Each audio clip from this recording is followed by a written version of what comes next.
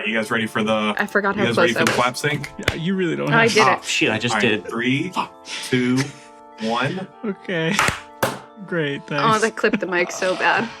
Oh, I'm so sorry, Okay, Cory. now I'm recording. Sorry, y'all. It's gonna be so bad. Hey, it's Cory, your DM. Welcome to Vibe Proficiency, a D&D podcast about death, interior design, and YA novels, I guess. We're glad to have you back for another episode, and hey, as always, thanks for your patience. While these seem to come out slower and slower, that's solely my bad. Things have been kind of busy, and editing's hard. This is one of those where we went into the session a little bit loosey-goosey with the structure, and I did end up mostly finding this episode on the cutting room floor. So there was about 5 hours of recording, and you might notice that there's not 5 hours of episode, and you're welcome for that. Just as a heads up, there are some Discord noises in this one since we were channel hopping a lot, so don't freak out when you hear them. You're probably not missing a notification. I normally would have just removed them, and honestly, I did remove a bunch of them, but I left a few of them because the party started doing bits when they left and joined the main channel, so I don't know, you'll get it when you hear it. But all right, that's probably plenty from me. Consider subscribing and rating us on your podcast platform of choice, or YouTube. We're there now too, and I honestly keep forgetting. And enjoy the episode. All right, let's start. Sorry, this is so weird. All right.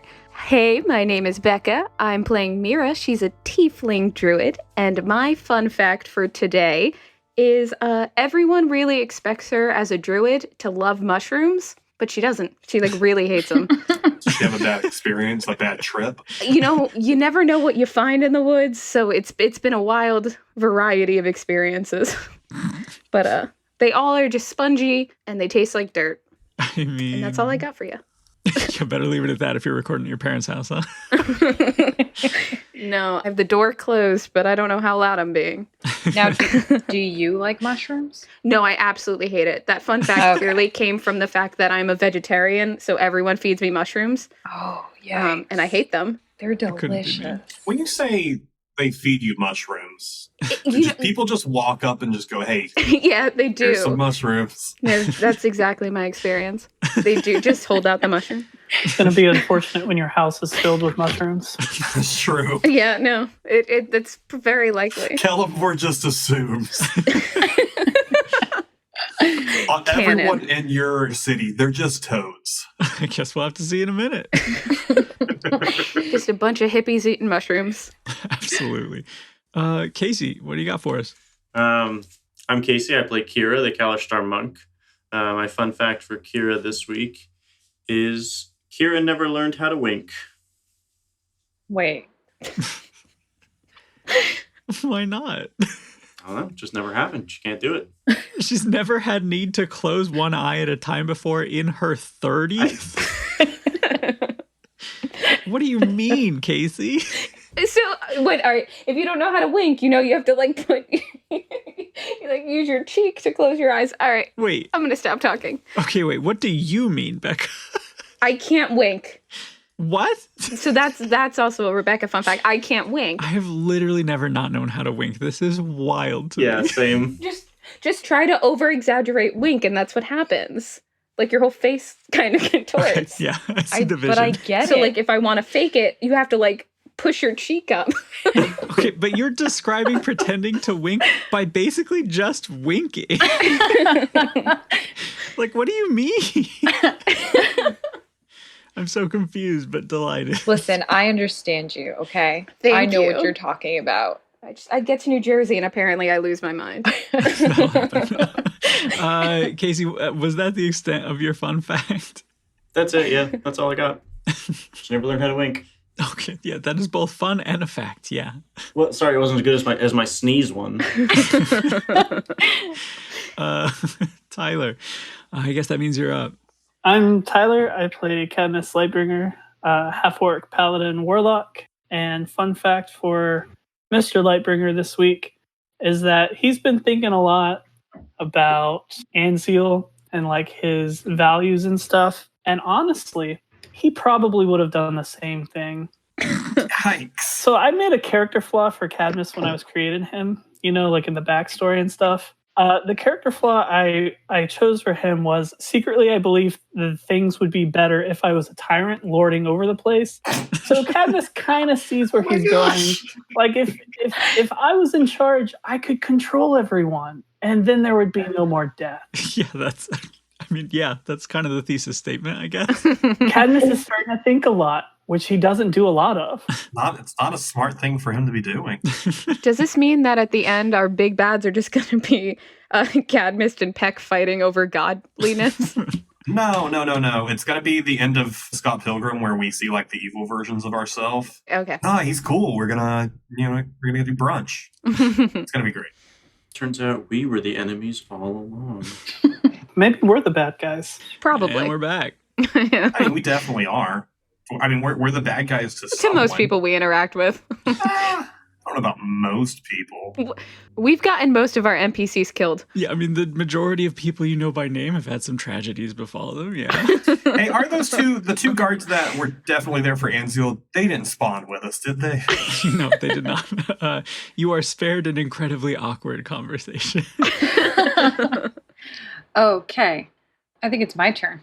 It is. So my name is Kelly. I play Harp the Changeling Ranger. And I was writing down the fun fact about 15 seconds ago. More prep than we usually do. So. Okay, so I think this makes sense. Ready? So ready. So I think Harp doesn't like drinking because she struggles to keep her appearance that way. You know, like maybe an eye changes back or some hair starts, like her natural hair starts showing. Yeah. That's why she tries not to drink. Well, she hasn't had too much trouble with it so far, but now that we know. Yeah, she's just good, y'all. Exactly. But now I really do want to see that happen. Chandler, you're up.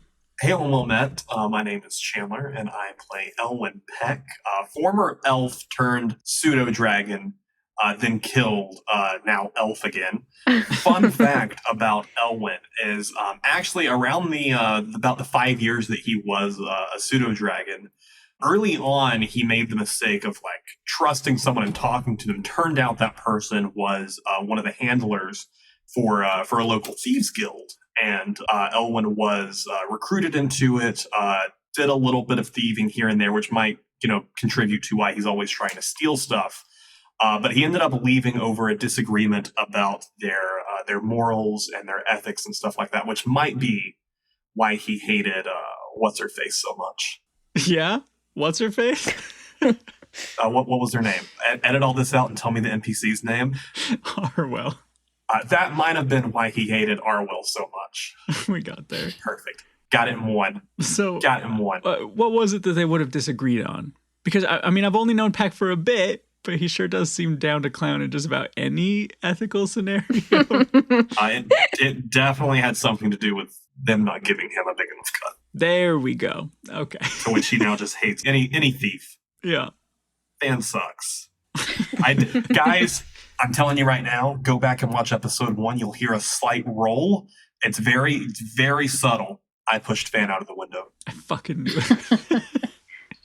So, hey, I'm Cory. I'm the DM. I play everyone else. I'm trying to think about who we can talk about today. Give us a fun fact about the snob who was rude. Chandler, you read my mind. If we have to do fun facts, you have to do a fun fact. It's only fair. Okay, yeah. I just have him written down as human with glasses. Glasses that he doesn't need. Yeah. That he doesn't need. Yeah. Just like Elwyn is now also wearing. I almost got away with a true one-off side character there. Yeah, we're going to go with Oliver. That sounds pretentious enough. Is he here to stop the people who have failed the city? What?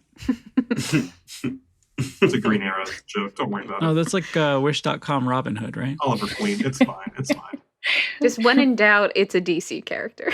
Yeah. If Chandler says it, it's a DC character. Yeah. If I say it, it's a Marvel character. Yeah. There we go. So, fun fact about Oliver, the snooty scholar guy that lives in Peck's instance, who you ran into when you first got into the city. He wears the exact same glasses as Elwyn Peck. Oh, wow. Yeah, you ordered them through some catalog or something. You're probably extremely similar people, honestly. Oh, wow. Very Can I get a description of those glasses? I don't think we've talked about them. Chandler, you or me? All right, feel free to. Okay, yeah. They are the biggest, roundest rim glasses you've ever seen. Like they're clearly... They're wooden though. Okay. Yeah, you can like see the wood grain on the sides and everything, and they give you the idea that they're probably very expensive, but like not that practical. You know what I mean? Listen, it's not like Andy McGuire, because Andy McGuire was very much not a straight A student, similar to like some people who like wore glasses, very smart, very straight A Who student. the hell's Andy McGuire? Okay, I'm glad you said it. You don't know about Alpha? First appearance, Amazing Spider-Man 692. I'm just pulling that off the top of my dome. You're the What worst. the hell are you talking about? I just wanted to pull out a character that was a Marvel, since you just said that I. Yeah. So I googled the most unknown Marvel characters, and his name's Alpha. He's a hero. He went to school with Peter Parker, and he was no straight A student. At least that's what CBRBook.com told me. Okay. I both Right. love and hate that. That's a wrap on session 14. Yeah. Thanks, guys. Have a good night. Oh, okay. I thought we were done. Oh, welcome back, Chandler. Okay, so last time on Vibe Proficiency, to keep a long story super short, you made it to the city, you talked to Kellenvor, and Peony gave you each info about where you could find the homes that sort of sprang into existence here for you when you beefed it back on the material plane. You all went your separate ways, promising to meet up after you checked things out a bit. Peck, you followed your directions through town and watched the place sort of subtly shift and transform around you as you made your way to the area in the Nyridge instance where your home was supposed to be waiting. When you make it there, what is it like? So Elwyn's home, a very, very nice, contemporary, very, very modern, a very not very exciting looking house. The biggest thing though for Elwyn's house is this office library space that he has. This huge room, floor to ceiling bookshelves just full of books. So when Elwyn first gets to the house, he's looking around, kind of feeling out, and he comes across these books, and he immediately is just breathtaking about all of the insane knowledge he's about to learn. So he spends the next 8 or so hours just going through all these books. He finds a couple of history books. He's really looking for the books that are just going to beat the podcast for him. Sure. But all he finds are just a ton of YA novels. So much young adult novels. And he comes across this one that he spends 2 hours reading it. It's this little known YA novel. It's called Fantasy Twilight. And after reading it, he's convinced Anziel must be a vampire. So he's been racking his brain for the past hour trying to remember if Anziel sparkled or not.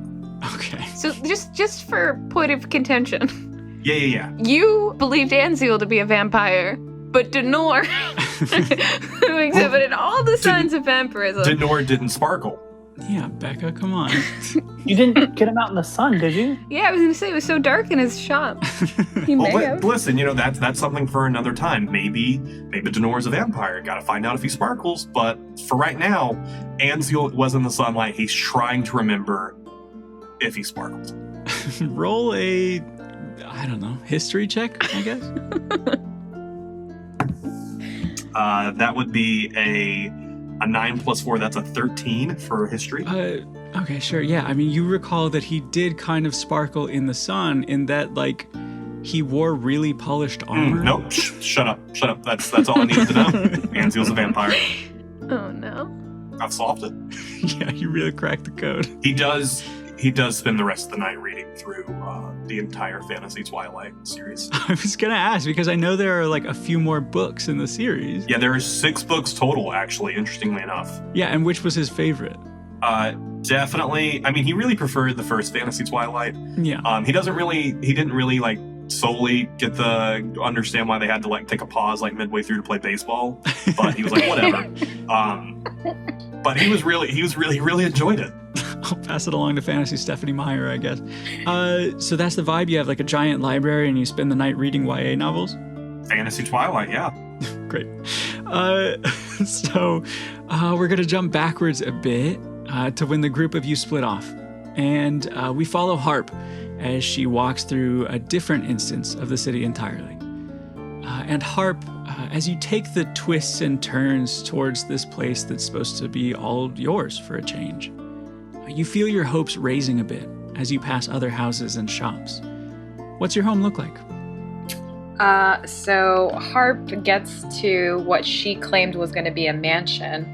And honestly, it's not a mansion. It's just a big show. You know what I mean? But it's actually just a really big show. No, I don't live inside a big He's a show. big guy, but dang. No, she actually finds herself at this really upscale cottage. She doesn't really like cleaning, and she didn't really expect a maid, so she has a really fancy cottage. Inside, she's got like the nicest furniture and a fancy little fireplace, and above that fireplace, she's got a portrait of her and Cheddar, just like all snuggled together. It's the best. But the biggest thing is, like, in her bedroom, she has this massive wardrobe, and basically it's her finally getting all the clothes she would have ever wanted to transform into literally anything she wants. She's always been limited to what she could afford or steal. So I think that's the biggest thing she was really looking forward to. Yeah, it's like that Twilight Zone episode. Oh, sorry. Oh, we're talking about Twilight again. No, not that. I don't think she realizes it yet because, again, she's got that portrait of Cheddar. She actually has a few more sketches of Cheddar on the nightstand she got, but I don't think she realizes that Cheddar's not like with her, you know, to like enjoy this little, what she considers this like a vacation, basically. She really doesn't see it as we're actually staying here. This is just a nice resort for her, a little break from fighting the big bads. Yeah, that 1000% tracks. What does she spend her time doing while she's there? Just like going through the cottage and exploring? Or? I think she had a little 80s montage where she tried on all the outfits. Hell yeah. So she's got this like nice mirror and she's just strutting into like, yes. Suddenly she's a Kenku, then she's an orc. I don't know. That's This is a great time for a jauntage. Oh, it's that's what she's doing. I love that. Like low stakes chilling for both Peck and Harp so far. I mean, I think they've earned it. So let's zoom back out again, and we flash back to the moment that you all split off. Cadmus, you've got the like halfling-sized piece of paper that Peony scribbled your directions on in your large hand, and you're making your way through crowds of people, phasing in and out of view as the city shifts itself around you. The like clean architectural lines and densely packed buildings slowly give way to more spacious, unpaved streets and foliage dotting the pathways. Tell me about your home. So Cadmus's house, it kind of looks like his parents' house. So it's like a nice little village-looking thing made out of thatch, real simple. Inside, it's very homey. There's like a family portrait of like his parents. You know, nice chill village vibe going on. There's some Chillage? training. Yeah, it's like a chillage. He has like this little training dummy over to the side that he could practice on if he wanted to. There's like above the mantle, there's like a place where a sword would hang.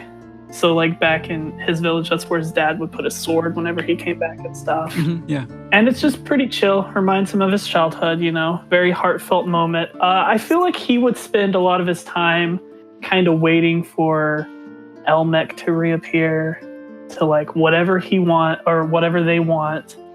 He's just kind of anxious about that whole ordeal and kind of trying to do some soul searching about Huar and why he hasn't kind of intervened at all. He's been here a bit and there's nothing here. Yeah, totally valid. So like in the dead zone.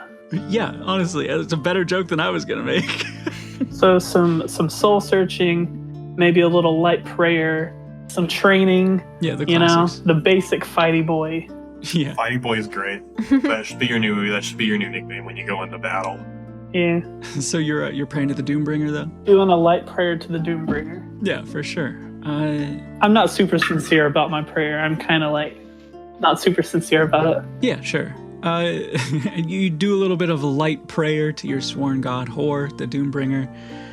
Just a little ritualistic thing to pass the time, and it's nice. It feels good here. Do you do anything else while you're at it? Nah, just some chilling. Just some chilling, yeah. Cool. Then I think we fade from that moment of Cadmus praying to Kira walking through the city as it fades from scene to scene around her. And Kira, you haven't had your vision in a long time, but even still, you've never seen anything quite like the way space within the city folds itself around you while you follow the directions Peony gave you. And finally, you find yourself in a calm and quiet instance of the city. What does Kira's home look like? Kira's home is very minimalistic. It's like I was inspired by tiny home cabins in forests. So the whole house is all wooden, sandalwood with a teak roof. The house has a rounded roof with a hole in the center, similar to the ceiling of the Pantheon. There's windows in the house. There's no glass in the windows. It's just one room when you enter through the archway. There's also no front door. It's just a curtain. In the main room is a wood-burning stove, both for cooking and warmth. Next to the stove is a basin on top of a wooden table for water. Water's gathered from a nearby stream. There's table space next to the basin as like a prep space for food. The center of the room is a low round table on top of a tan rug. There's 2 yellow cushions on opposite ends of the table instead of like chairs. That's where you like sit to eat. Oh, I forgot. The windows are recessed into the walls. So there's really small window sills on them. Above the stove, there is a potted yellow rose. On the opposite side of the entryway, there's a ladder that leads up to the second floor. It's a single platform, and like I said, there's a hole in the ceiling. There's no glass in that hole either. The only thing on the second floor is her bedroll. There's a small mat, a blanket, and a pillow. That's it. It's extremely minimalistic. There's barely anything in it. It's because that's the amenities that she would have had access to while she was training in her monastery. So she doesn't need anything big and ornate, and nothing, like no lavish mansions or anything like that. Just a No YA novels? Nope, no YA novels. Just a simple, tiny home in the woods. Oh yeah, that's the. I really enjoyed that sequel to Cabin in the Woods. I was just gonna say the same thing. So what does Kira do once she takes all this in? That's what I hadn't thought about. Yeah, I don't actually know. You're telling me you had the place's layout down to the square footage, but you don't know what she'd actually do in it? I mean, it's a house. She's gonna live in it. Well, yes, But now that she can see, does she spend some time looking at herself in the mirror? A lot has changed for her. She doesn't have a mirror. Oh, of course. Don't be silly. A mirror is a bridge too far for the kind of minimalist afterliving Kira's planning to do. What does Ashvale look like, Cory? Okay, so I was actually thinking you guys might tell me. Okay, cool. Perfect. Yeah, they're reflections of what your character would value and enjoy, Perfect. Then Kira's gonna spend time getting to know her surroundings, walking through the forest, getting, attuned to this new reality and walking among the trees. Mm-hmm, yeah. Once we go back and talk to Kalambor, she'll bend his ear a little, but right now she's just at peace. Nice. I really like that for Kira. In that case, we rewind a bit again, back through the shape-shifting city to the crystalline spire at the moment you all split off. And as you all leave, we pull back a bit to see Mira on the steps, a Simonless staff in hand, watching you all go your separate ways. And after what feels like ages, she lifts the small piece of paper she was given and starts following the directions, various versions of the city fading in and out around her as she walks. And Mira, your mind is a bit preoccupied as you travel. So before you know it, you're arriving at your destination. What do you see? So I tentatively still approach the house, kind of freaked out that all of her new friends are gone, but it is a small storybook-style cottage. Nice. Gray stone and covered in vines with a thatch roof. There's a huge willow tree out in the front of it, like 4 times the size of the house. And when you go in, it is the exact opposite of Kira's, where it is just clutter of plants and books and pillows and blankets and candles that are not by the pillows and blankets. So just very cozy and small and quaint. A little witchy, because it has all of her spell components there too. And as soon as I get in there, I'm gonna just rifle around to try to find some paper and start writing a letter, but the words just, they can't come out. So I write, and then I'll crumple it and throw it and write and crumple it, and then finally end up with roughly written a note that says, I've thought about meeting up with you again for years, but even after all this time, right here, it seems too soon. And I put my hand on it, and I go to send it, and then second guess it, because I freak myself out, and so I shove it in a book, and then I take out another piece of paper, and I write on the top, to Hildry, I'm sorry we couldn't stop him, but hopefully we can make things right. We're meeting at the tea shop. It's across from the spire. Hopefully we can see you soon. And then I send that one off through Fantastic Post.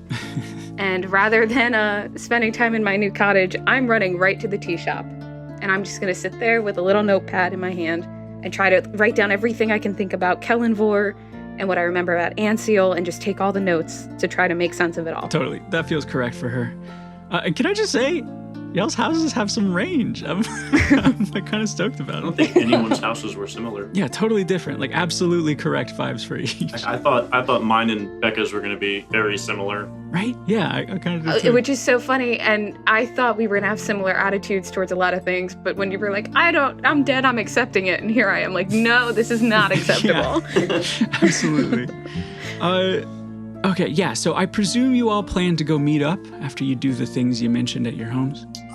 One more chapter in, yeah. Okay, that's fair. It's riveting stuff. Yeah, Edward just decided he was going to walk out into Voltaire's Center Plaza during noon to reveal vampires exist. Oh my gosh, you're almost Voltaire done. and there, I'm very excited about it. Crazy. Oh, wow. He just finished it. Edward and Bella just redeclared their love for each other, and trouble looms on the horizon.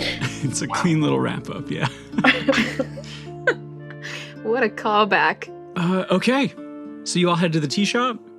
Yeah. With the first book under my arm, or like in my bag, like with the thought of I gotta show this to people. Like I have cracked this entire case. Obviously, yeah. So Mira's waiting at the tea shop for, I mean, I'm not sure how fast Pet can burn through several YA novels, but I guess that amount of time. I'm about like 10 cups of tea in. Yeah, at least, yeah. But the rest of the party filters in one by one. Does anyone remember the name of this place that Chandler threw out there? Are we sticking with that? You improv'd. I did the improv. It wasn't funny. I didn't write it down. Yeah, same. That's on me. It's called the Jasmine Wyvern. And it's a nice little shop. It's all decorated in like, I don't know where in the Forgotten Realms would be like a good analog for this, but picture like Ming Dynasty Chinese architecture. It's kind of large as far as the tea shops you were accustomed to back home are concerned. And as you start to arrive outside at one of those long communal bench tables, Mira's sitting and waiting for you. So what do you do? So I think Harp approaches, and she's got like a stellar outfit, right? She's dressed so good. I think she wants to look like Arwell today, but she's got the best like cloak on, like it's super like rogue, but like snazzy rogue. She goes up and she sits at the table and puts her feet on the table and goes, check it out. The drip. It's quite a snazzy robe. Right? I mean, look at me. Fandrin had nothing on this. Level Somehow 1 fashion, yeah. more sparkle. Thanks. How many, I feel like there's a bunch of tea on the table. Yeah, for sure. You like push aside a few empties with your boot as you kick it up onto the table. Yeah, I just like try to catch them all. Let me roll a dex save to see how many. Yeah, sure. That's a 6. Yeah, you catch one, but the other one falls to the ground and it breaks into a few big chunks on the pavement. I'm so sorry. And I go to pick it up, and as I'm holding it and turning it in my hand and thinking about where we are, some of the teacup seems to mend itself. Wow, almost as if I was casting the cantrip mending. Look who leveled up and got a new spell. But yeah, you watch the cup mend itself, and it feels similar to how it feels when you cast spells before, but it's like... It feels a little different than my normal spell casting. Yeah, it's a bit of a different flavor for some reason. I don't know why. And it's about this time that Kira walks up to find you both outside, and I presume you pull up a seat? No, she's not going to take a seat. She's going to go inside first, order some tea, and then come sit outside. Okay, what'd you get? I don't know, tea? It's like weirdly important to me that I know what kind of tea Kira drinks. Oh, let me Google some tea. Okay. They have blueberry, raspberry, ginseng, sleepy time, green tea with lemon, green tea with lemon and honey, liver digest, ginger with honey, ginger without honey. Just once, I would love to get through an episode without one of us making a Scott Pilgrim joke. With this group, it will not possible. happen. I know. Oh, and they also have Earl Grey. I think some of those were made up. I think she's going to have green tea with lemon and honey. Hey, there we go. The young man behind the counter, he politely takes your order and says he'll bring it outside for you.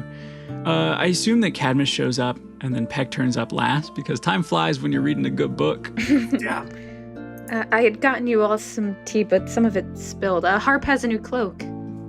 That's a really snazzy looking cloak you got there. Thanks. I mean, listen, I don't know about you guys, what you found, but luxury. Am I right?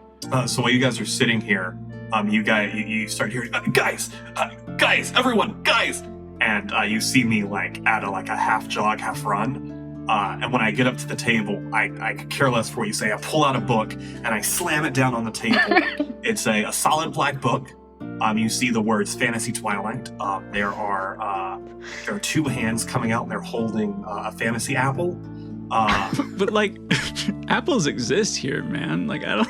Yeah, but this is a fantasy apple. Guys, listen to me. I think Ganseal's a vampire. Oh, that makes sense. He deals in blood. Yeah, right, he deals in blood. I can only assume... Guys, this is very important. Have you seen Anziel sparkle?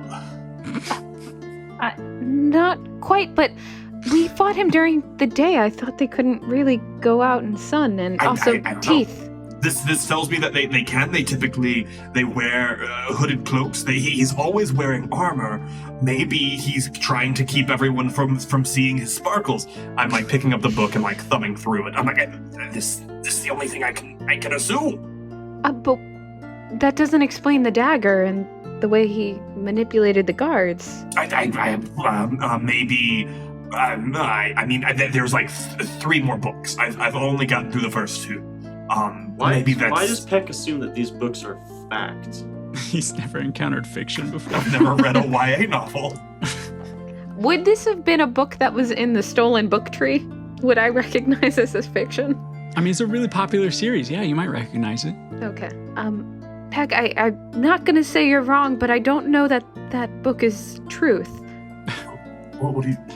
It's what do you mean? Oh no, I'm that person. Peck, you did note earlier when you picked it up, but the blurb on the back of the book says something about based on true events. I hold it up and I say right here, based on true events. Are you sure you didn't see the stage play? They may have changed a few things up for that. That's a theory. I Maybe guys, we put a pin in it. We all must ask Kellenborn about this. Sure. Why don't you ask Kellenborn about that? You bet I will. I was thinking though, should maybe we prepare a little more before we see him again? I check out the town, find out what we can know. We don't really have any money or anything, and we don't really fully understand how time works here. So maybe we go to find a general store. And how did you pay for this tea, by the way? That's a good question. How did I pay for this tea, by the way? I mean, you haven't yet. Do we have to dine and dash. Oh no. Alright, I'm just gonna go over. I'll meet you guys over on the other side of the road. I just cross the road. One day in and we're already criminals. Maybe we should ask. Kira, you went in. Did they ask for anything? No. No, he told me he'd bring the drink out here. Maybe. As you're asking that, the young man from the counter comes out with your tea, Kira, and he sets it down with a slight bow, and he smiles and says, "Is there anything else I can get for you, miss?" I'm sorry to trouble you. We're a little new here, and it slipped our minds in getting here. How do we pay you for this? He kind of like tilts his head and smiles and says, "Hey, we've all been there. We pay for things in scales around here." And he like tucks his hand into his pockets and he pulls out a couple of thin octagonal coins and he flashes them at you and he says, "Tell you what though, these ones are on me. The first few days can be an adjustment, I know." And he disappears back inside and leaves you to your conversation. I should also tell you all, I wrote a letter to Hildry. I don't know exactly how this works or when it'll get to her, but I think she may have things she didn't tell us. Oh. It might help us. Do you think she's mad at us? Do you think she'll show? I don't know. Kind of, got her killed? Perhaps. I mean, you all know that I appreciated her friendship and what she was trying to do ultimately, but she wasn't free of guilt in this situation either. She did take the crown. It caused some pretty big things to happen, and I think she can make it right by giving us answers. It seems like a good start. Maybe she can tell us how we can get out of here too. Did you tell her to meet us like at a certain time? I didn't. I don't really know how that. If she is still here, I didn't see her name in that book, but then again, I didn't really get to look very long. She might have to write me back first. That's true. I asked the god in the sky, who isn't Kellenvor. How does that work? Unfortunately, you're just not sure. I'm not sure. We go talk to my bud out in the wasteland. We can. Cadmus, do you trust them? They showed up when I needed them to. That's more than I can say for my god that I follow. They helped me. They got me through a situation, and then they helped me again when I asked. So they're all right in my book right now. Okay. So do you guys want to start there? There or the general store. I'm happy either way. What are we going to do at the general store? We don't have any scales. We might be able to figure out how we can get them. Oh my god, do we have to get jobs? I hear you speaking of the scales. I do have a plan for a way we could potentially get some scales. I'll be honest with you all right now. It's not the most moral way to do it, but I do believe we could scam our way into some money. I'd rather earn money. Honestly, we did enough scamming in our physical lives. I think so. Why we're ahead? I mean, Kira, maybe we should hear it out, Is it easy? Yeah, absolutely. We all will need is 3 cups and a ball. I will toss the ball to a person. They'll inspect it. We'll put it under. And while we do, we slip it away. I move the cups around for them to find it. And then no matter what they choose, it's incorrect. And then right when I go to reveal where it actually was, I just quickly minor illusion the ball under there, and we win every time. Okay. And then some of you can pretend to be customers coming up and winning, so that way we have a few people win, and then they go, "Oh well, clearly it's this. I can win with this," and they'll never know. And if it doesn't work in one city, we can go to. We have 5 cities that we can jump into. I mean, then maybe Kellenvor won't see, but it seems risky. All right. Well, how about we go? We could go ask. Let's go ask some random person who might be helpful and ask them what they did to make skills when they first ended up here. I mean, there are plenty of dead people we can talk to. Hold on, just as you sir. Hey, I wave over the guy that just walked past. I mean, he's like a broad-set guy, and he's carrying a couple heavy-looking crates, one under each arm, and he sort of stops and says, "Oh, hello." Quick question. We're new here. Just curious. How do you make scales here? Oh, hey, that's so funny. I used to be a financial advisor back in Waterdeep.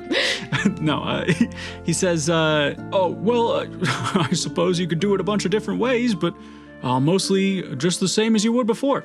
myself, I'm a smith. And he kind of like bounces the crates he's holding so you can hear some like metal clanking around inside.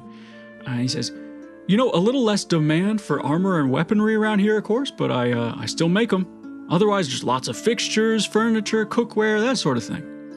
Now, good smith, sir. How does this place feel about games of chance? He says, well, I myself am not one to partake much in that kind of entertainment, but But it's not like illegal. Legal is sort of a squishy concept around here sometimes, but... Is there no punishment for crime? Oh, no. Are you telling me right now that I could kill you and nothing would happen? Already dead. What are you going to do? He takes one of the heavy crates and he like stacks it on top of the other one to free up a hand. And he puts his other hand down to his belt to rest on a large hammer that's like dangling at his side. Oh. He says, oh, sure. If you think you could, that is. This took a turn I did not expect. You want to fight this stranger? Listen, all I can tell you is I have been reading a lot of Fantasy Twilight. So I'm in a bit of an unknowing state right now. My son has been absolutely tearing through those books again lately. Right. I think he's on his third or fourth read through. From what he tells me, they're pretty hard to put down. Right. I'm currently in the third book. It's so good right now. I hope that they don't ruin it in the fourth one, because that would just ruin the series. Yeah, listen, maybe temper your expectations on that last one, huh? Oh. Hey, I have to run, but welcome to the neighborhood. And he turns to Cadmus and he shakes your hand and says, if you are ever looking to make some scales, you could maybe help me and my son out in the forge. Your call. And he gives you a smile and he walks off with his bulky crates. But we didn't get your name, sir. He kind of like turns around to face you all while he's still walking off, and he says, it's Leo de Grey. And he nods with a smile and he turns to keep walking off. I don't like that we just set up an opportunity for Peck to talk to a teenage boy about Twilight. Oh, no, wait. Who said you had to be a teen to enjoy popular young adult fiction series Fantasy Twilight? The sad part is... Or maybe it was an adult Maybe boy. DeGray, Leo died at like 40 and his son died at 70. Yeah, who knows, We just set something up that made me go from like semi-nervous to so nervous. Okay, sorry, I'm just freaking out. We can continue. I'll just be over here having a panic Anything attack. can happen. D&D, everyone. Still want to go to the general store, check it out, see what they got? I mean, what are you guys planning to buy? Peruse, window shop. We're just gonna fantasy shop? I Like don't at know, the mall? What would you like to do, Harp? I think we should find a way, listen, guys, I'm enjoying my place, but, we're not gonna be here forever, right? Can we agree to that? I mean, we don't know of anyone that's been here and come back. This is our reality now. I think we should all start coming to terms with that. What we've got here is a lot better than what we had back there. I don't think you're wrong. I mean, these places seem perfect for us, but I can't not try fix what I did. If I have the opportunity to go back and stop even a portion of this, I have to try. I don't disagree with you. Believe me, I don't want to see anyone be a victim. And we're leaving behind a lot of victims. But we had our shot. We did what we could. This is where we ended up. I think this is the best path for us all to be on. Harp is just squinting really hard at Kira. The concept is just not setting in. You do realize that junk person is out there, and he definitely killed us, and he needs to go down. I mean, can you at least agree to that? We all found each other and stood up to him. There'll be other adventurers to find each other and stand up to him too. Maybe they'll do what we couldn't. Still squinting. Listen, all I know is that was not the end of Elwyn Peck. I have more I need to do. I have more to accomplish, and I am not letting some potential sparkly vampire be the one who killed me and ended this story. So we will do what we can to convince Kevin for. If you don't want to come, if you have found your peace here, I will not hold that against you. And I slide Fantasy Twilight across the table to you. but you can stay here and read the stories of people destroying powerful enemies, or you can come be a part of it with us. I think after a few days, you will settle. You do what you have to do, but I don't think there's any leaving this place. And Kira's gonna get up and leave. Kira, where are you going? Well, she's a downer, isn't she? I mean, this is all unprecedented. I can't say I blame her, especially if Kat isn't here. I'm sure it's a relief for her to be here. I don't know if he is or not, but I still think we need to keep trying. Even if we help from here, I won't be able to rest until I've made some kind of change. Well, do one of you want to go see if you can have your audience with Kelemvor he promised us? I would, if you wouldn't mind me borrowing that book, Peck. Not the Fantasy Twilight one, but the... Oh. You had a book on Kelemvor, right? Yes, I reach into my bag of holding and pull out the Teachings of Kelemvor, very old, dusty tome, and I hand it to you. I'd like to take a little bit of time and read this over and figure out a little bit more. Maybe we could use those to our advantage. Yes, there's some interesting things in there about his hatred for the undead and different things to that degree. A lot you might be able to pull from that. Thank you. I'll give it back as soon as I finish. Would you all like to go and speak to Elmac and see if we could learn more first, or take turns exploring the city while we try and go and talk to Kelemvor? He did say he wanted to speak to each of us, but one of us could go up and talk while the rest of us explore around. Kind of get. That's where Kira's going, by the way. She's going to chat with Kelemvor since he said he wanted to talk to all of us, so she's going to check all that stuff off the list and then get busy living. Since we're like right across the street, did we see her go up the spire steps? Yeah, sure. You get that impression when she takes off, yeah. So I'm saying that, and I look over and I see like her like just. Well, okay, it looks like Kira has gotten to talk to Kelemvor. So does someone want to go wait their turn while... Oh, is that... And I hit Cadmus on the shoulder. Is that Sir Richard Astley? Is that him? I don't actually know what this one looks like. She's too far. God dang it. This would be the one time. She talks about him all the time. I don't think Kira's talked about him all the time. I think maybe she mentioned it one time. Yeah, that's all the time. But It's been said, now it's canon. Yeah, exactly. Chandler made it canon. I feel like Kira not being here to experience this, I feel like, I'm really going to let her down. Ooh. She's went off and she's run around. Never going to give this up. Well, I'll see you guys in a bit, and I get up and walk away. Where are you going? I'm going to go talk to the guy outside. Do you want to go on your own, or do you want us to back you up? Whatever you choose is fine. It doesn't matter. I feel like I need to talk to him no matter what. So if you guys want to come, cool. If not, it's okay. Okay, sounds good. So then if the party is splitting up a bit, I think that we see Kira walking back through the ever-changing streets on her way back to the city center, just glancing up at the large crystalline spire to orient yourself as you go. And eventually you make your way to the top of the steps and into the entrance hall once again. And Peony's scribbling on some loose pages at a desk nearby, and she says, "Oh, it's Kira, right? I'm supposed to send you up whenever you're ready. I mean, I take it you wanted to talk to him, that is?" Yeah, let's do this. Yeah, she shows you the stairs and gives you a smile and a nod, and you start climbing. It's a bit disorienting, just like before. Like feeling the steps and the rail so firmly beneath your feet and hands, but you're able to see through them to the lower levels and even outside. Then again, like navigating by sight and not by CAD's assistance has been a bit of a disorienting experience since you found yourself here in the first place. But you take your time and eventually find yourself in front of the big, ornately carved door of what you remember to be the throne room. And as you approach, it starts to swing open to let you pass. Dope. Yeah, and it opens slowly, and immediately you see Kelemvor. And he's rising from his throne as you enter, giving you a slight bow of his head in greeting. And he smiles and he says, the last of the roses herself. Kira, it's a pleasure. And he starts walking towards what wasn't there a moment ago, but is now, a small table and 2 chairs by the window.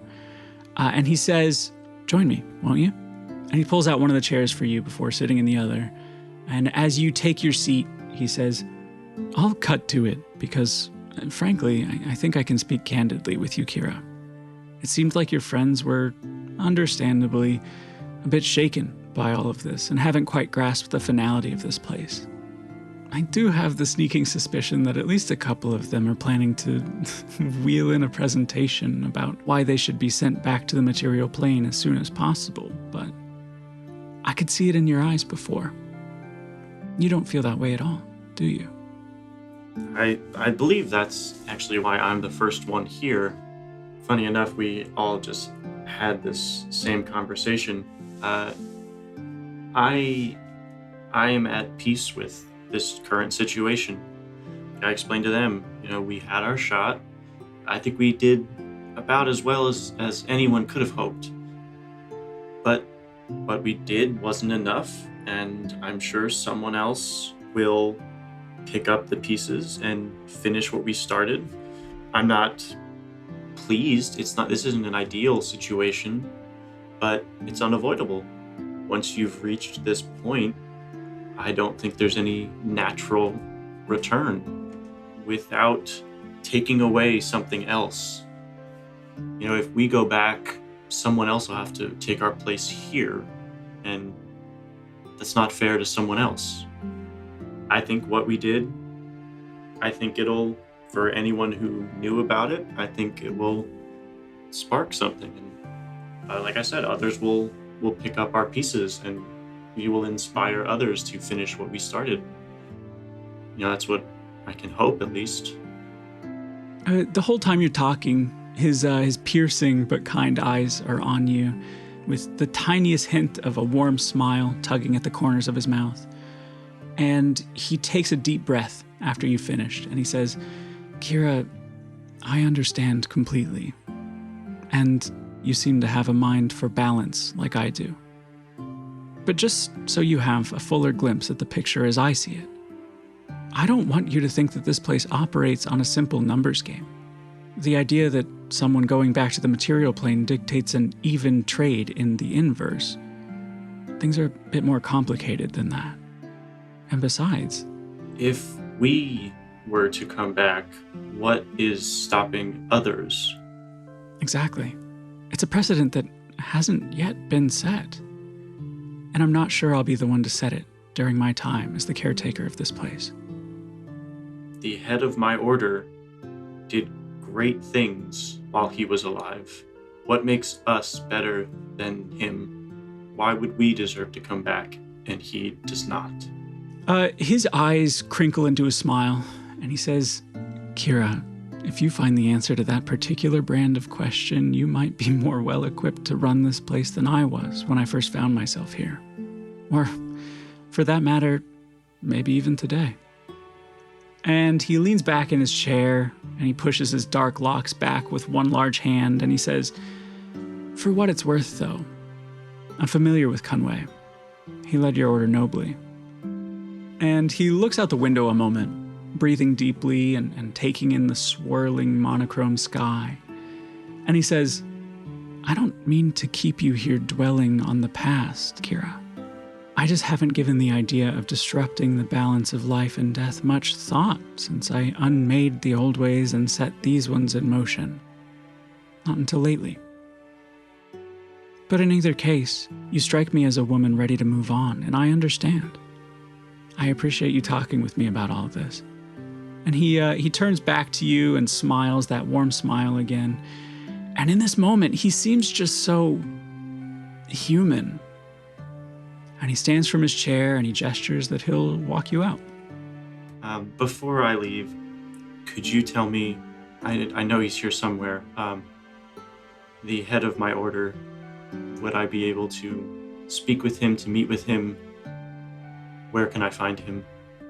From what I know of him, I'm sure all you'd need to do is ask. I'll let Peony know you're looking for him. She's sure to know where you can find him. Thank you. Anytime. I guess I'll be seeing you. My door is always open. Metaphorically, anyway. And the big door swings back open as both of you walk towards it. And as you step towards the stairs, he says, "Oh, and Kira, thank you. Again. I do hope you enjoy yourself here." And with a smile, he turns to leave. I take it that you're headed down to try and talk to Peony before you go? Yeah, just gonna go get the directions from Peony. Yeah, by the time you make your way down, she actually already has a note card with neatly written directions on it. And she gives you a bright smile and a nod before wishing you luck. What do you do as you leave the tower? Where's Kira heading? I think she's gonna go back home, take a rest before she goes to meet with Conway. Yeah, okay, so you don't meet up with the party or anything? The vibes were just off earlier and you leave them to it? Yeah, she left them when they were kind of heated, so she's gonna let them cool off, let them progress further through the 7 stages, and then maybe eventually she'll talk to them. Okay, sounds good. Let's jump to the other channel. All right, then we pull back and we find the rest of the party doing what? Cadmus said he was going to talk to what's-his-face, right? Right, are you all going together or splitting off a bit? I am not. Yeah, I can't see having a reason to go. Sure, yeah. If it's not going to annoy Cadmus, I will, but if I sense he wants to be on his own, I will not. Sure, come on. Okay. Hell yeah, okay. So Cadmus and Mira, you walk together through the city as it transmutes and warps around you, and honestly, it's already starting to be less weird to catch as it happens in your peripheries. But you make it out towards the gate that you entered through before, and as you stand in the big open archway, you take it all in again. The nothingness out there. Flat and gray and featureless as could be, save for the giant ring of mountains in the distance. And as you step out of the gate, a few people passing by take notice, and you catch a couple of quizzical looks, but nobody stops you or anything. And the two of you make your way out a little ways, about to the spot where you parted ways with Elmec when you first got here. Actually, make a religion check, or a straight charisma roll, your choice. Religion. That's a natural 1. I'm gonna kind of stand out there and look around. Yeah, I'm like honestly picturing you with your hands on your hips, like, yeah, any minute now. Mira's there looking at you expectantly, like, when does it start? It's a combination of that and also being curious because she wants to know, like, how he gets these entities to talk to him. So she's like looking and waiting to be like, all right, so what's the trick here? After a couple minutes, you start to gather that Cadmus might be wondering the same thing, honestly. But yeah, some time passes, like more of it than you'd hope. And Cadmus, you're finally starting to accept that you have no idea what you're doing, and maybe you should apologize to Mira and pack it in. But from behind you, you hear, I mean, I know keeping time sucks here, but you have to know how long you've been squinting aggressively into the middle distance, right? I forgot he sounded like that. Yeah. You turn around, and the shadowy figure is sort of lounging in midair, almost looking like they're sitting on a couch upside down, like with their back on the seat and their legs over the top, arms kind of dangling. And as you make eye contact, the wide grin broadens, and they roll over and right themselves into a floating position up at eye level with you. And he says, "Things are that bad in there, you'd rather come slum it in the doghouse with me, huh?" It went about as well as you'd probably expect. So listen, what do you want? Their shadowy head kind of flops back in a big show of exasperation. And they throw their hands up and they say, "Ugh, why do you want to go and transactionalize this thing already, pal? Things are just getting good. Don't make it weird." Yeah, I feel like... Look, I'm just I'm bored, big guy. I'm so bored. And yeah, if I try really, really hard, I can sometimes catch a few glimpses of the material plane from here. It's one of the first tricks I learned way back when, but it's all glassy and muffled, and it's just such a giant pain. But one night, I was checking in on one of my favorite mortals to watch, right? And for some reason, things were coming in loud and clear, just for a moment. And Cadmus, you were there. And it was like the most exhilarating shit I'd ever seen in my life.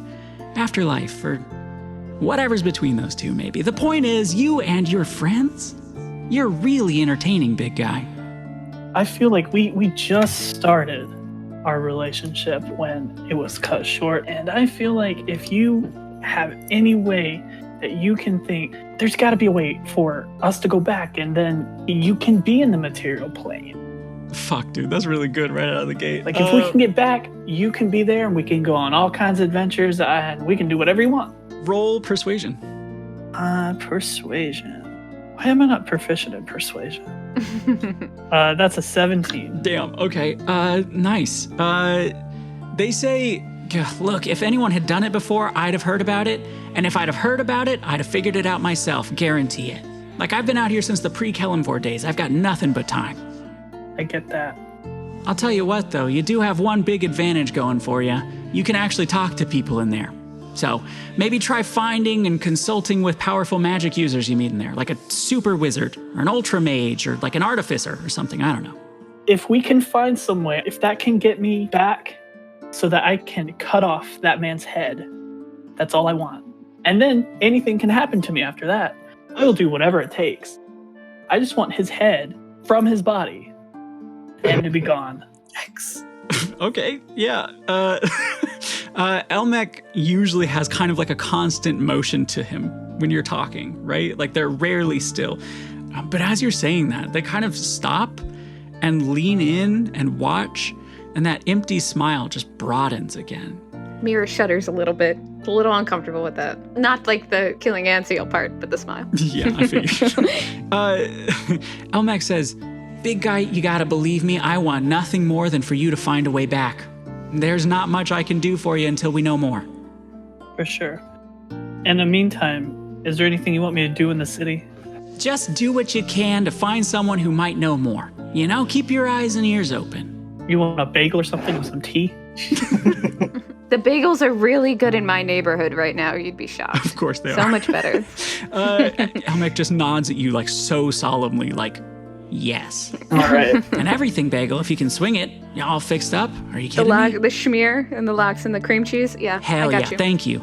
I really want a bagel right now. Same. Oh, believe me, best part about being in New Jersey. Sorry, Casey. I felt that sigh all the way in New Jersey. I'm gonna go to Einstein tomorrow. I hate you guys. It won't be as good. So Elmec says, "I'll look forward to that. But I guess I'll be seeing you around, huh?" And they kind of do like a big stretch, like they're miming that they're tired. Like right as I notice that Elmec's about to leave, I'm just going to say, why Cadmus?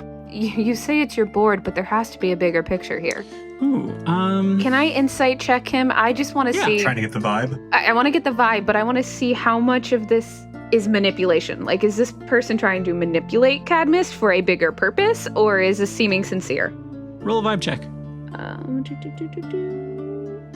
Oh, that's What's so that? unfortunate. It is a 10. Okay, yeah, best you can tell is about a 50-50. Like nothing that they're saying or how they're saying it makes you feel more certain one way or another. Cadmus, you're welcome to roll the same if you want. No. Okay, I respect it. In answer to your question, Mira, Elmec stops and turns to you and says, "Oh, well, don't take this the wrong way because you're the best, buddy, but finding you all, that was an accident. The mortal I was talking about, the one I was watching before I saw you, it was the Asimir." And with a little wink, it's like space folds around them and then they're gone again. And you're both left standing in the middle of literal nowhere, alone again, just a few minutes walk outside the city gate. And as we leave, I just, you trust him, right? They were there when I needed them multiple times. They just seem like they want to watch a good show. If the show ends with us beating Anseal, I'm down for that show. I have to agree with you there. Maybe we should go check in on Kira. She didn't seem too well when she left. Sounds good. All right, I think we jump backwards then. We cut over to Harp and Peck at about the point where Cadmus and Mira split off to go find Elmec. What are you two doing? First thing I would have done, spend 10 minutes doing ritual to get back my unseen servant. Even though I don't need them anymore, dress them up in some spare clothes, go back to my house, grab some cups and stuff, and then I want to set up near the tower so I can see if Kira comes out. Okay. And just try and like drum up some business using a ball bearing under the cups, making it disappear, having my unseen servant come up and like hand out what, if you're close enough, definitely not money because I don't have any scales yet, but like give me some gold coins and I take them and do the thing. They walk off, bring them back in a different outfit and stuff like that. Like they walk into an alleyway with your unseen servant is your plant in the crowd for your grift? Yeah, absolutely. Absolutely. Okay. So good. Harp, are you also involved in this little racket? No, I think while everybody else like left, she was kind of like, I don't think she was mad at Kira, but I don't think she could understand Kira. So she kind of was like, kind of tapping her fingers on the table for a bit and realizing she doesn't have cheddar to turn to and just vent about it. So then she's like, well, man, who's supposed to know what I'm supposed to do next? And then that's when the thought of her mentor pops up in her mind. Is Harp going to try and find her? Yeah, more of find her, but I don't want to talk to her. Yeah, sure, I get that. So, I don't know, maybe you're walking with Peck towards his place for all the supplies as he's laying out the plan he's hatching, and you don't care, and your mind is totally wandering. And eventually, you say that you'll catch up with him later, and you both split up somewhere along the way. And Harp, you're just kind of wandering, or maybe even a bit lost, but you don't seem much to mind. You're good at navigating cities like you always have been. And your thoughts overwhelmingly are on Axelia, thinking about how much you want to talk to her, how nice it would be to see her. And suddenly, a figure catches your eye in the crowd. A Kenku woman that looks just like your former mentor. And you don't know enough about this place to know if it's a coincidence or if you willed seeing her into existence, if it's her at all. You were certain of it a moment ago, but you're second guessing now. But either way, she hasn't seen you yet. And besides, how would she know it was you when you're in this form anyway? I think it's at this point where she's just kind of like slightly hyperventilating, puts the hood up, even though she knows 100% she would never know, and just ducks to the side. Yeah, you avoid her altogether? I think she's just trying to decide whether she's ready for that conversation. Yeah, for sure. Like you duck around a corner and you brace yourself a moment. And when you look back around the corner, for better or worse, the Kenku is gone. Peck, I think his Harp is puzzling over that for a moment. We cut back to you.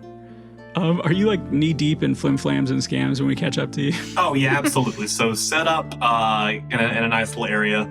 So the ball bearings, I'll toss it to him and like show him that if anyone comes up, show him that it's real. Take it back from him, throw it under the cup, move it around a couple times, and be like, boom, see it's there. And then like when I flip it up, I'll kind of drop it down my long sleeve, and while I'm doing that with my other hand, I'm doing a big dramatic gesture, which is my somatic part of casting minor illusion for a ball bearing into my hand, For sure. which I then drop under the cup, then dropping the spell, moving the cups around, and then I gesture out for them to pick a cup, and whatever cup they pick, it's always wrong, and then I'll be like, oh, but so close, and then do a big dramatic gesture, recasting minor illusion for a ball bearing under a cup, flip it up and show them that it's there.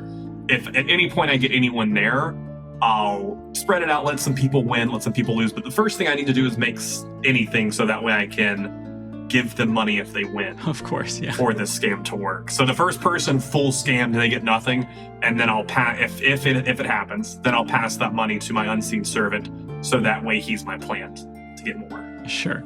After a bit of playing this little ruse with your unseen servant, doing all these costume changes, a woman comes along and approaches, playing into your carnival barker thing a little bit.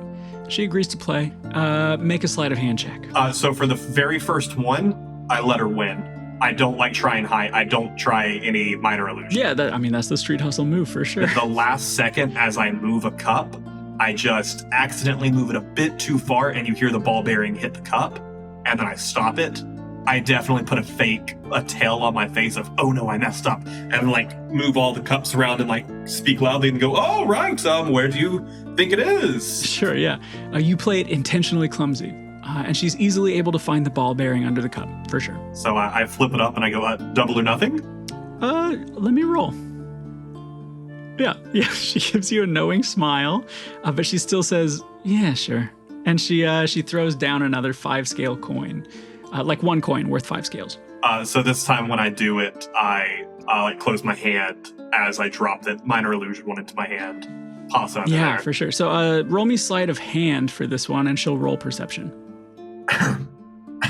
That's What'd you get, Chandler? a 2 plus 4. So 6. Okay, not bad. She got a 14, so you're super close.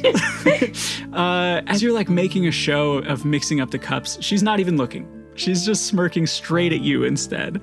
And when you finish mixing them around, she acts like she's about to point at one of the cups, and then she raises her finger up past it and winks at your open sleeve instead. What's it? Gotta be in one of the cups. What are you talking about?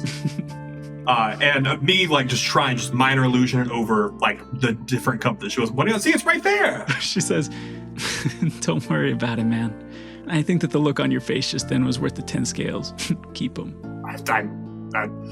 All right.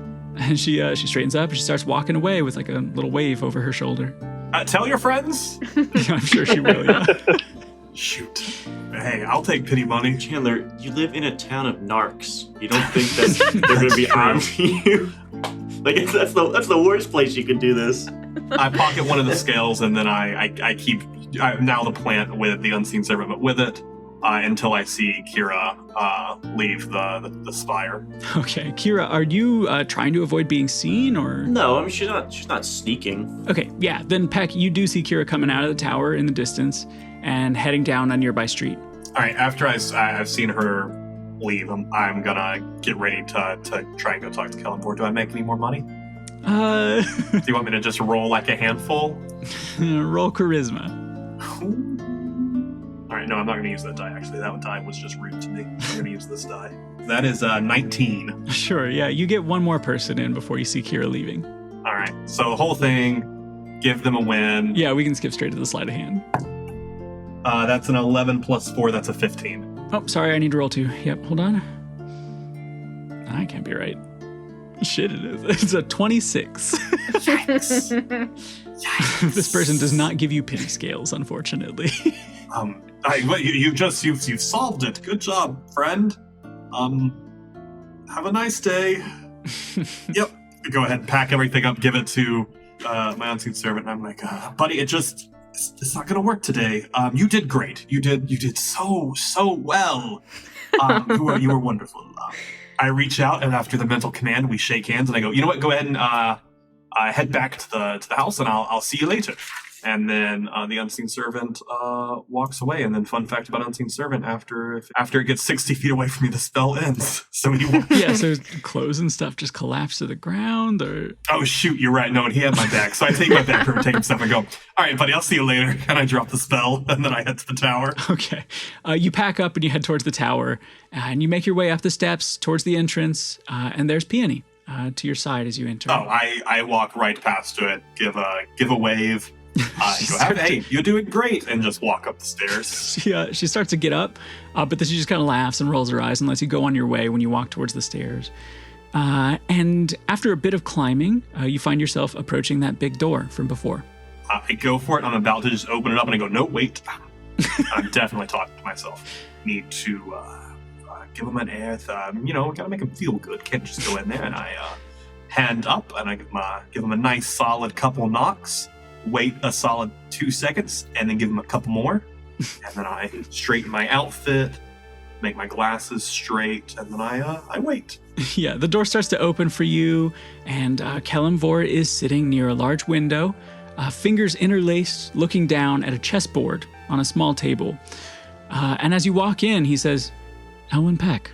And he starts moving the pieces back to their starting positions on the board, and he says, care for a game? Sure, Kellenborg. Now I do have to warn you, it's been quite some time since I've had hands to play chess. So forgive me for being a little rusty. Oh, that's fine. It's been quite some time since I've had an opponent. And he smiles as you sit down, and you both start playing an unhurried game of chess for a minute or two. And eventually he says, Elwyn, I know things didn't work out how you'd hoped on the material plane, and I'm pretty sure I know what you want to talk about. I'll stop you right there. The material plane is, for me, it's just it's a stopping ground. I'm sure you felt the same way, in your lifetime. My impact on the material plane I can tell you it's not what I've done in my life. What is it accomplished? What I want to do is to make it right, to balance the scales that Anseal and people like Anseal unbalance Kelemvor. I want to only go back if it's to assist you. Is this true, or are you like sucking up? It's a half and half. Absolutely wants to go back, but he does want to he wants to be in Kelemvor's good graces. Totally. So it's a half and half. Sure. He smiles, and without taking his gaze up from the board, he says, Elwyn, I have to be honest with you. Anseal does upset the balance of life and death in ways that you might not even be quite aware yet. And he has been for quite some time. How long has he been doing what he's been doing? Longer than most can remember. So tell me this. I've been in my home, which again, thank you for it, a very nice, lavish, wonderful place. I've come across a very interesting piece of nonfiction. Nonfiction. Is Anseal a vampire? He breaks eye contact with the board to look up at you, and he cracks a smile and he says, "Tell me more." Well, so I've been reading this book. It's called Fantasy Twilight, and in this book they talk about immortality and living and so much blood. I knew it'd be Fantasy Twilight. I'm a fan, actually. An entertaining read. Yeah, right. He says, I can see how one might make such a connection, and you're not too terribly far off, I suppose. Vampire could serve as an apt descriptor, depending on how you look at things, but only loosely. I know you're familiar with Bahal, the Lord of Murder. His power has always been born of death and war and bloodshed. This is a power that only he and the Ballspawn have known. And none of them have known this power quite so intimately as Anseal Eleron. So I guess he's not a vampire. Okay. He doesn't sparkle. He just kind of laughs and he shakes his head no. All right. And I slowly, with my other hand, push the Twilight book further into the bag of holding. All right. Well, okay. So clearly, what Anseal's doing is not good. You don't want that there. Is there some way, until the time that the planes line up, that we can do for you here to prove our worth? Some quests, something you need handled. The 3 skulls. You're missing a skull. Do we need to go find one of the third skull that's missing? He smiles and moves a piece across the board and says, I'm not asking you to buy my favor. That's not really how I do things. I know you want to go back, Elwyn. Whether that's for altruistic purposes or not, I'm not entirely sure I care. Anseal creates an imbalance by wielding blood magic to steal life from others unnaturally and elongate his own. And far beyond what the natural order dictated for him. I'm happy to give a bit of leeway in certain circumstances, of course. We have healers for a reason. But it's a bit like having a splinter under your skin. The kind that you can't see to pull out. The longer it stays there, the harder it is to ignore. And I hate to admit it, Elwyn, but I've been giving some serious thought to something like what you're proposing, far before you came here. I just don't know how to find the certainty that I wouldn't come to regret that decision later. Then how do I give you that? Honestly, I'm not sure. I don't blame you for wanting to return to the material plane, Elwyn. It's a quintessentially mortal response to finding yourself here, I know. You were immortal once, were you not? He smiles, and he says, Indeed I was. I traveled with a party, not unlike yourself, before I took a god's life to gain this one for myself. Now, do you look back on that, and with all the good you've done for all of these past souls and dead like me and my friends and the thousands or millions of others here, do you look back on that and think your want for it is wrong? I may be a god, but I still often feel like that man that I was before. Uncertain, unsure. I always thought they all had it so together. But maybe the gods are just people pretending better than most to look like they know what they're doing. So circling back to the skulls, Where's the missing one? He shakes his head just the tiniest bit, and he says, if there can really be no dissuading you, I'm sure it's still out there in the gray wastes somewhere. I haven't gone to collect it, to be honest. I always felt like I might not have much claim to it now that it's changed hands. So if I was to go and get it, I could keep it? Enterprising as ever. I suppose that would be up to you, Elwyn. But if you do venture out, make sure it's something you're prepared to do. The beast that keeps it won't give it up readily. I think it could be very useful to me, as well, and in part to you, to making me able to, say if we do end up back in the material plane, could help me not die before I have balanced the skills for you. He just chuckles to himself, and then he says, be wary, Elwyn. The city is walled for a reason, but the gate is open, should you really wish to seek its lair and find the skull. Maybe I could do some searching for information on this beast. And I only can imagine this great beast, if me and my friends were to show proof of its demise, I'm sure that balances some scales here. I'm sure this great beast has hurt some stuff here, and we can show that we can indeed balance. He cracks another smile and says, I see what you're getting at. And again, my favor doesn't need to be bought. I have no real quarrel with the beasts. But if you want the skull, make sure you're ready to contend with it. Caleb, well, let me ask you this. If I tell my friends that you told me that this would make us look better, so that way I can convince them to help me do this, are you going to have my back? Are you going to throw me under the fantasy bus, or will you have my back here, Kellenvor? You don't have to lie. You just don't have to say anything.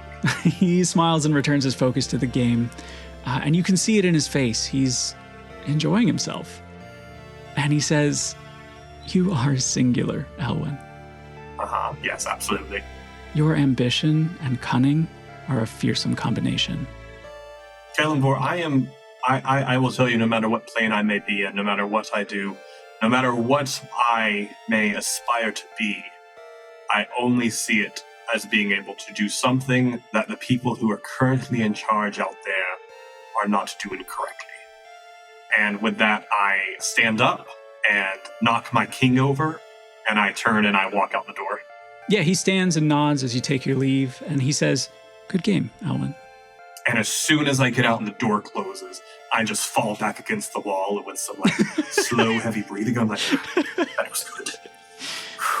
All right. Then I straighten myself and I go down the stairs and I walk up to Peony. I say, Peony, I would like to apologize for how we got off. I realize that I can be a bit brash, which may be why I ended up in the city that I am in. And I just wanted to apologize to you. Sure, yeah, she says, oh. Yes, wonderful. And I leave. Okay. Where do you go? What I'll do for the rest of it, I want to go find a library and try and see if I can research this beast. Sure, yeah. And I'm totally going to lie to them and tell them that this is a quest that Kellenvor sent us on. Yeah, I got that vibe. Yeah. Let's pop back into the main voice channel then. Hey, we're back. Taylor, did you kill Kellenvor? No, we had a great conversation, and I have a quest for us to do. Oh, great. Is Kellenvor Team Edward or Team Jacob?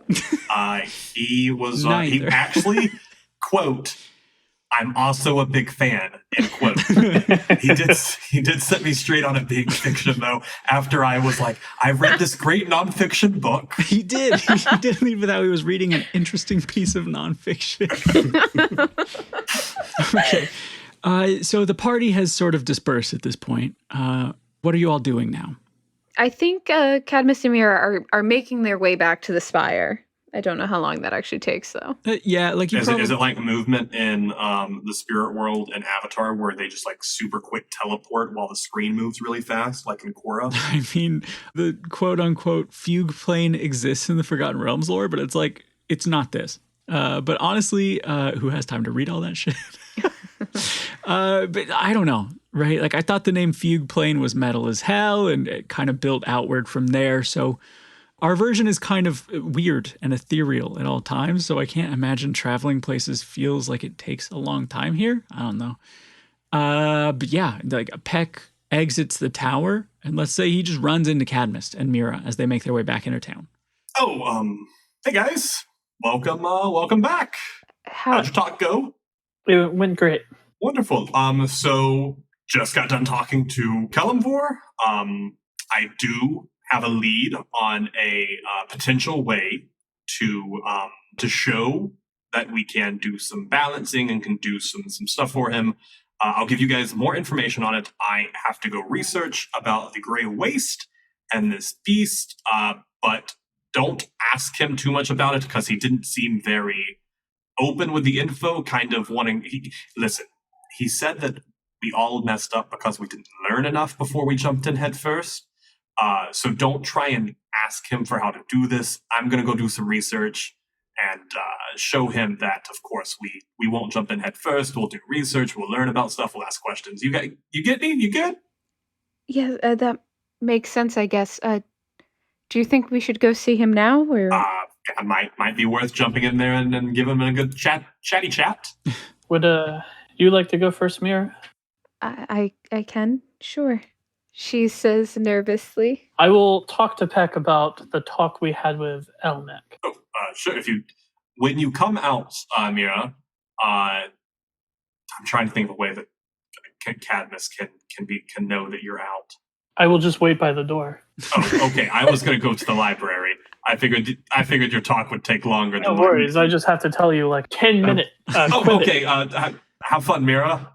And I give Mira an awkward high five because I'm just really enjoying having hands right now. I don't know that Mira has ever received a high five and doesn't know how to take this. I put up my hand and I go, listen. I read it in Fantasy Twilight. God, please tell me that Peck is all YA references from here on out. You think I'm not about to mention Maze Runner and how they can talk in through their minds? You think I'm not about to bring that up at some point? I hope you do. All right, Mira, bye. Okay, bye. While Mira goes in, Cadmus talks to Pat Elwyn about everything that Elmick talked about potentially finding an artificer and all that, and then scene. If you want, I'll keep an ear out when I'm talking to about learning about this Gray Waste and whatnot. Hey, I'll see you later. And then I hold up a high five. And I smack that hand. Do you want to re-roll for bicep? Ooh. Hey, wait. My strength isn't 3 anymore, it's 10. So I have a modifier. I got a 14 bicep. Ooh, that's almost as much as Elwyn Cadmus. as an elf is looking swole. Oh my god. You are looking swole, Elwyn. Give him a pat on the back. And with that, I unbutton the top button. Oof. Because... Nope. Yeah. Don't do that. and then I head to the library. Okay. Mira, let's jump into the other channel and have a little chat with Kellamvor. Okay. Okay, see y'all back in a few. All right.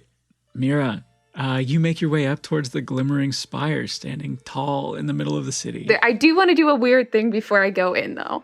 Hell yeah, okay. What do you do? So I walk in and I'm really nervous. And as soon as I cross over the threshold or the doorway, just out of sheer nerves, I do the thing where I reach again for Simon and I do the pat, and he's not on the horn and he's not on the arms and he's not on the staff. So I'm going to take a deep breath and I'm going to try to, for the first time, use conjure animals. So I'm going to focus really hard. But for some reason, I'm getting stuck. And there's no Simon. But instead, by my side is a giant black panther. Yes. And it is a fake creature. Is that too much? Absolutely not. Okay. I just was looking at the spell and how to use it. No, it's literally perfect. You don't even know. His name is still Simon. Okay, perfect. Yeah. It's still Simon. I love that. Okay, yeah, you and Simon, the Black Panther, walk into the entrance of the tower, and Peony looks up. And a surprised but somewhat delighted expression spreads across her face, and she says, well, someone's ready to talk to Kellamvor, huh? Yeah, I've been wanting to speak with him one-on-one for a while. Is he ready now? He sure is, yeah. Okay. And she gestures towards the large staircase you climbed before, and she gives you a little smile. The panther does kind of like nudge her in a friendly way. I think she loves that, yeah. You and Simon make your way up the long staircase together, him silently padding along next to you, strangely looking right at home in this place.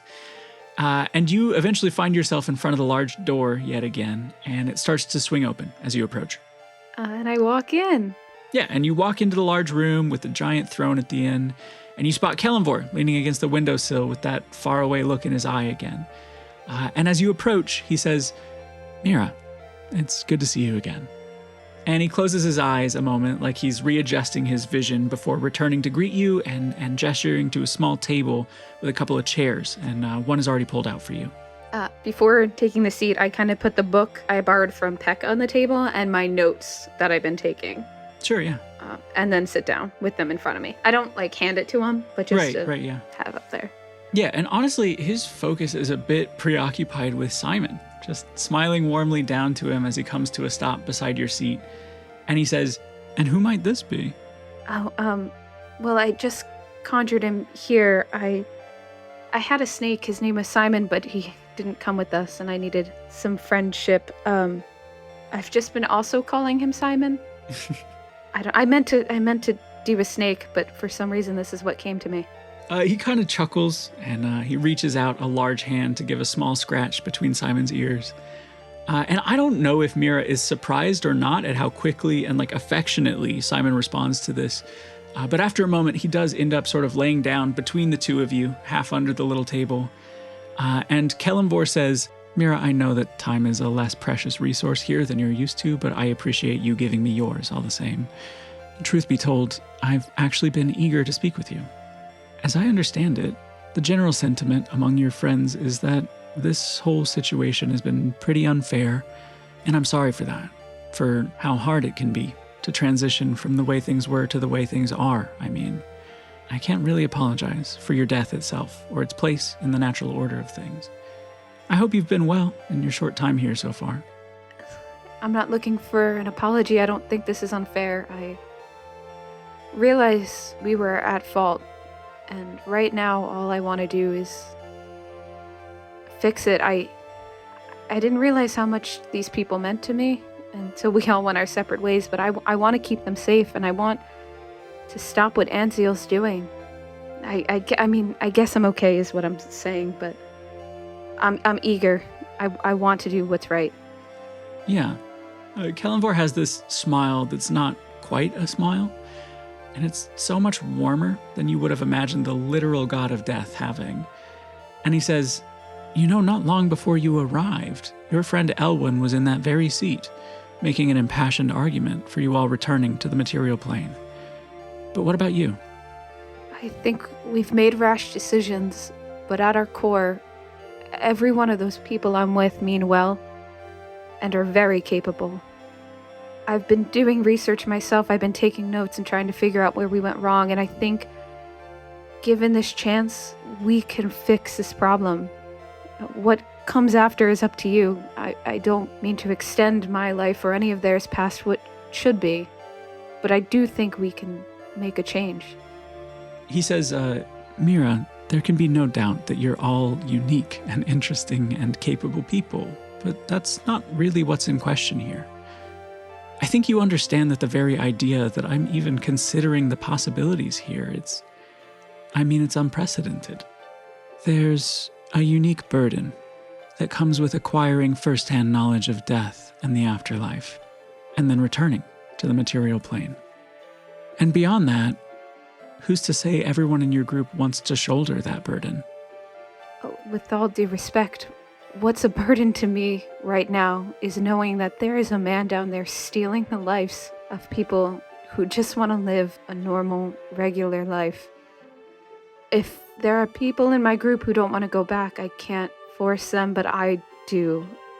Even if it's just for this fight.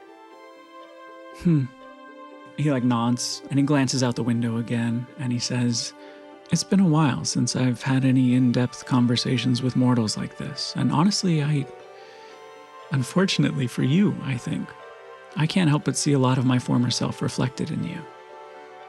And you've been more than understanding than most in your situation likely would. Thank you for that, by the way. That's just the way I view the world, the order, the balance of it. It's sad, but it's beautiful.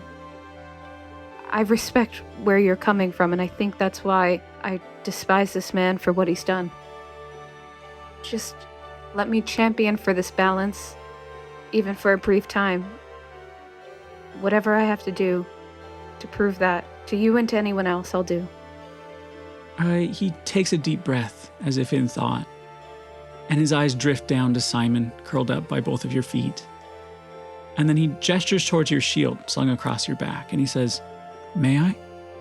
Of course, and I pull the shield off my back and hand it to him. Yeah, he takes your wooden buckler in one large hand and he examines it, just flipping it over, running his fingertips along one of the gouges where you deflected a particularly strong blow during one fight or another. And he says, "I fear I've given you the impression that you need to prove yourself to me. You should know that that isn't the case. You and I have been aligned long before we met." And he places his palm in the center of the shield. And for just a moment, this small, faint, pale blue light flickers between his fingers, the first real color you've seen since arriving here. Mm-hmm. And once the light disappears, he brushes his palm along the face of the buckler and he starts to hand it back. But something seems to catch his eye as he does. He's tilting his head slightly with this curious look. And as you take it, etched in a mark that flashes light blue when it catches the light, you see that familiar symbol of Kelemvor, a hand holding perfectly balanced scales. And underneath it, much smaller, is a clover, plain and unassuming. And you can see that that's the part he's puzzling over. But he shakes his head slightly and he says, "I know it doesn't seem like much given the circumstances, but if you do find yourself on the material plane again, I'd be honored for you to bear my symbol." And I do a small smile, but mostly just awestricken as I look at it and almost afraid to reach towards it and put my hand on the symbol and say, "I will do what I can. I will keep them safe and keep them to their ward." He tips forward in a bow, and then he gestures to the symbol on the shield, and he says, "Even here, in this place, that holy symbol can help you channel magic you've yet to even discover. I know you'll use it well." And he gives you a smile before he reaches back down to scratch the panther between the ears once again, before he stands and gives you a nod. I'm still in awe, but as we are ending the conversation, if he has nothing more to say, Sure, yeah. if you want, he can stay with you for a bit too. Simon, that is. He says, "Thank you, Mira. He does remind me of simpler times. I'll send him your way a bit later then, shall I?" That's all right. He has to return to his plane of existence soon enough anyway, but, balance and all. I do appreciate this, and I'll serve you well. Yeah, he smiles with Simon at his side, and he gives you a half bow as the large door begins to close behind you and the large staircase winds downwards in front of you. Oh, now I can breathe. Oh, the clover, you're killing me. Sorry. I'm a cleric now. I get to add that to the intro. That's so cool. The multi-class is finally complete. Okay, ready to jump back into the other channel? Let's jump back in. All right. And that's how she died. Hey, welcome back. Kelemvor, I hardly knew her. All right, so then I guess Cadmus, waiting on the steps outside, you see Mira come back out. Maybe looking a little bit like she's just recently caught her breath. I think he's ready to see you now. There's the cat in there. He's friendly, I promise. What, the cat? What? I'm not there for that, but... You're going to have to listen to the podcast. Interesting. All right, well, here we go. All right, let's jump over. All right, Cadmus. You part ways with Mira on the steps of the tower, and you walk through the entryway. You see a small wave from Peony as you start up the stairs, and you find yourself in front of that large crystalline door again. I'll kind of look up at the door, take a deep breath, and go in. Yeah, you center yourself for a moment, and you walk towards the door, and it swings open in front of you. And as you enter, you see Kelemvor towards the far end of the room near the giant throne, and he starts making his way towards you, and he says, "Cadmus Lightbringer, it's a pleasure." Hello, Kelemvor. I've been looking forward to this conversation. As have I. Yeah. Join me, won't you? And he gestures to a small table with a couple of chairs, and sure enough, just like Mira said, there's a large panther curled up under the table, seemingly sleeping. That must be the cat. He kind of chuckles and he says, I don't know that Mira knew this when she summoned him, but I have a bit of a soft spot for panthers. Please, take a seat. I'll take a seat across from him. Yeah, he sits too, and he smiles, and he says, have you been to see your home yet? This place always seems to produce such interesting lodgings. It's not bad. It reminds me a lot of my childhood. That's not uncommon. I'm glad it can be familiar for you in a very unfamiliar place, though. And he leans back in his chair and he says, Cadmus, you strike me as a man who doesn't often abide small talk, so let's skip it. I've talked to your friends, and most of them have expressed distaste at their current situation and want to be sent back to the material plane. But I'm not yet sure how you feel about all this. Well, when I was alive, you know this, I was a follower of Hor, the Doombringer. Of course. I'm kind of concerned that the amount of time I haven't been in here that I haven't heard from him at all, but they teach vengeance and justice where those have wronged, and I don't honestly care what happens to me as long as I can extract the vengeance on Anzil. I just want the vengeance and the retribution to be taken care of, and then after that, I don't care. You can bring me back right after I'm done with that. He nods a bit like he maybe assumed something along these lines is what you were after. And he says, I know how difficult this is, Cadmus, all of this. If Hor hasn't contacted you or sent for you to join him, it doesn't mean that he won't, just that he hasn't. Before I came to care for this place and those who inhabit it, souls were allowed to stay here for up to a 10-day before they had to decide if they would leave and be in the care of their chosen deities or to find new life in a different form. But now there's no limit on how long you're allowed to stay here, Cadmus. And I wouldn't worry about Hor. It's not like you've broken your oath. I don't... My oath is still my oath. I haven't changed anything. Of course, no. Time is a resource you have in abundance here. Just try not to fret about it. But is something else on your mind? Cadmus will kind of sit there for a minute. You really don't like Elmic, do you? Ah, I had an inkling that you were in contact. It's not that I don't like Elmec, Cadmus. We keep our distance from one another as part of an unspoken agreement made long ago. Before I remade this plane, put the cities in place, death was a singularly horrifying ordeal. Those who came here were terrified of their impending judgment and what would come beyond it. Maybe none more so than Elmec, the Undying. Their judgment was harsh. And knowing their time was quickly running out, they managed to escape into the nothing that lies beyond what is now the city. And there they've remained, burdened by choice. I can't override the judgment already passed by my predecessor, so should they choose to return, it would be out of my hands. But obviously, if they choose to remain, they're alone. And do you have an issue with those that reside here communicating with them? You're free to come and go from the city as you please and talk to whomever you like, of course. Well, Kellenvor, I assure you, if whatever my companions have talked to you about, whatever way it takes for us to go back to the material world, I give you my word that I will do what needs to be done, and then if you need me to return here to create the balance of that, I will come back. He nods, sort of kindly but solemnly, and he says, Cadmus, this is far from the first time I've been reminded of myself while talking to your party. Your resolve, it's so strong. And I know you have an appreciation for the natural order and your place within it. But despite that, you still want to help, still hold a grudge, still seek vengeance. And his intense eyes linger on yours like he can see you completely, your wants, your hopes, your anger, your fear.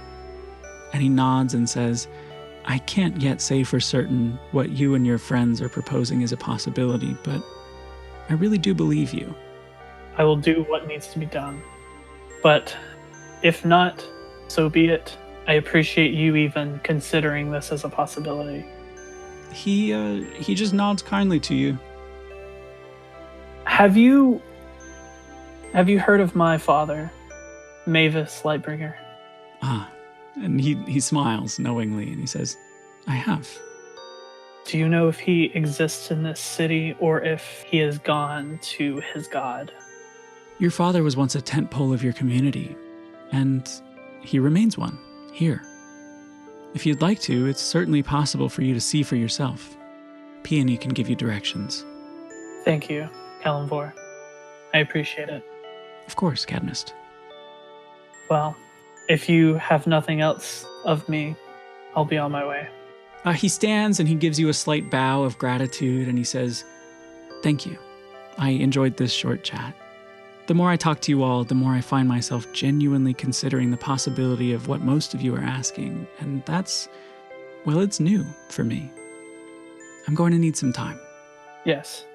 For now, just try your best to enjoy what this place has to offer. It might surprise you. All right. Thank you for your time, Kalimvor. Of course. And then he'll kind of bow and exit the room. And as you make your way down the stairs toward the entryway of the tower, you can see through the translucent floor that Peony is scribbling on a piece of paper and walking it towards the bottom of the stairs. And she meets you there and quietly hands off directions to your father's instance of the city. I'll take the paper and exit the tower. All right. Let's bounce to the other channel then. Cool. Hey, welcome back. Agnes then walks out of the tower bleeding.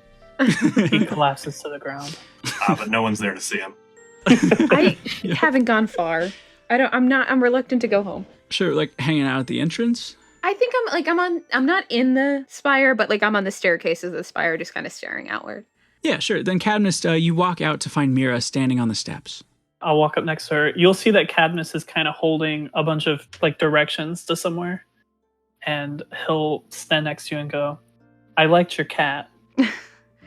Kalimvor seemed to enjoy it. You know, I meant to conjure a snake, but I don't know. First time casting, I guess. How did it go? It went really well. I think he will help us. I pull the shield off my back and I just look down and I say, yeah, I think it did. I think we have a lot to talk about, though. Still kind of just staring down at the shield.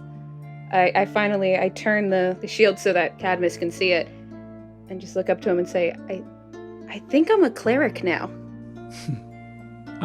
Harp, what are you up to I now? forgot you still had to do yours. Yeah, Let's all jump in for this one. It's a secret. Do you even want to see Kalimvor? yeah, let me. Okay, yeah, jump into the other channel. Okay. Just a chat with the god of death, no pressure. Yeah, low. Okay. So you decide it's time to go get some answers and talk to the guy in charge. And you head to the tower. Yeah, let's do this. Yeah, you make your way up the short stairs outside, through the entryway, past Peony, who waves you towards the stairs, and you find yourself in front of the big door to the throne room. What do you do? Harp slowly opens the door and sticks her head through just a little bit, just to see where Kalimvor is first. Okay, yeah. Are you still disguised? Like you look like Arwen? Yeah. Yeah, okay, perfect. You poke your head in as the door swings open in front of you, and you see Kalimvor sitting at a small table with a couple of chairs at it. And he looks up and he says, Harp, please, come in. And he points to the empty chair across from him. She walks up, and I feel like it's like this sort of skittish walk. Mm-hmm. And she sits in front of him and starts twiddling her fingers. Yeah, as you sort of nervously sit and scoot your chair in, your boot bumps into something soft but firm. And you look down to see black fur under the table. A large cat, maybe a panther, is curled up and sleeping there. Oh. He smiles and he puts a hand up and says, "Don't pay him any mind. He'll be just fine and quiet down there." But Harp, during our last chat, it seems like you were understandably a bit frustrated and not ready to accept things as they are. I completely understand that. How are you doing now that you've had a little while to acclimate a bit? I mean, I will say you have created quite the place, but we're not staying here, right? He smiles and says, "Some of your friends had a similar line of thought, actually. In the interest of transparency, Harp, your friends have largely all asked me to send you back to the material plane. It's not necessarily as easy as just deciding that, though. There are periods of time where the planar alignment just outright prevents it. But beyond that, I think maybe you understand, at least a bit now, that it just goes against about everything this place was rebuilt on to send mortals back to their lives on the material plane, right?" Yeah, but I don't know if you watch us at any point, you're otherworldly and all that, but we did a good thing, or at least we tried. I don't know if you know me, and she winks for a second. I had a okay life, I tried my best when I went solo, and I mean, I don't know if I made anyone proud, but I did it. I was okay. And then I met these goofs, and yeah, I mean, we're not great at it, but we tried. We wanted to do something good. And if you saw, I could have just left them. And I don't know, they're different. I think I'm different. And I think we shouldn't be here. The whole time you're laying this out, he's nodding with understanding. And he finally says, I was mortal once too. I knew loss. The feeling that someone was ripped away from you too early, it's awful. And that grief doesn't only extend to the ones we care about. It's entirely possible to grieve yourself when you find yourself here. And I really am sorry that it isn't easy. Harp, I know you meant well. Maybe the most well you've ever meant in your life up until now even. But we can't truly know that you'd all be able to correct things if you went back now. At this point, Harp goes back to her changeling form, and she just doesn't do that with anybody. I think the only person who's probably seen that is Cheddar or Excelia. Yeah. And says, we did it wrong. And because of that, we're here. I get that much. But Anseal is he's a monster. And I know you've seen your fair share of monsters. I know you've seen probably maybe even worse. But we have to right this wrong. And I think we're the group to do it. He nods and he says, honestly, Harp, I'm actually inclined to agree. But can you see my hesitation? Does it somehow make murky the clarity and order I've tried so hard to maintain here by returning anyone to life after they've been here? What does that mean for the balance, for this place, for me? I don't interfere with death, I just give it a home. Who would I even be if I put my thumb on the scale after spending so long making sure they've remained untouched and perfectly balanced? On one hand, Anseal has stolen lifetime after lifetime, but on the other, does stealing yours back for you guarantee an end to that? I really think you should give us that shot. That this is the best way to do it.